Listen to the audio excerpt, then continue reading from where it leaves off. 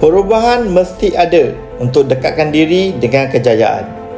Hidup macam biasa, tiada berubah. Ini paling takut. Ramai yang takut sebab silap. Takut orang cakap, takut gagal. Tapi saya nak beritahu, tak ubah lagi menakutkan. Sebab itu, sila like, follow dan share video ni supaya dapat manfaat kepada semua.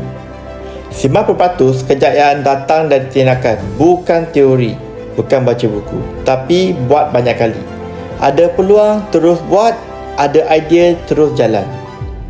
Jangan fikir terlalu lama. Ramai usahawan stuck sebab terlalu banyak fikir dan kurang buat. Nampak peluang kerjasama tapi takut. Kalau gagal, nak daftar kelas tapi takut tak berbaloi. Nak mulakan sesuatu tapi takut kena kritik. Akhirnya masih di tempat yang sama. Mereka semua ni seperti anda, datang belajar sebab nak berjaya. Mereka tak biarkan pandangan orang lain sekat perjalanan mereka. Kalau takut buat silap, maksudnya anda belum cukup banyak. Saya sendiri dah buat 300 benda.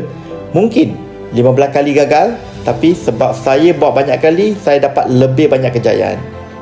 Tapi kalau anda buat 3 benda, sudah tentu banyak silap dan juga tiada hasil. Nak berjaya, buat banyak. Salah belajar banyak.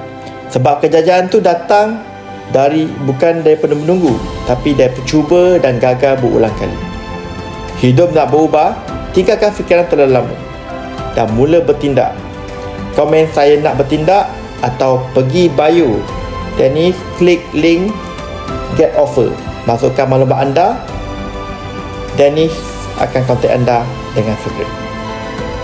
Let's join Dennis.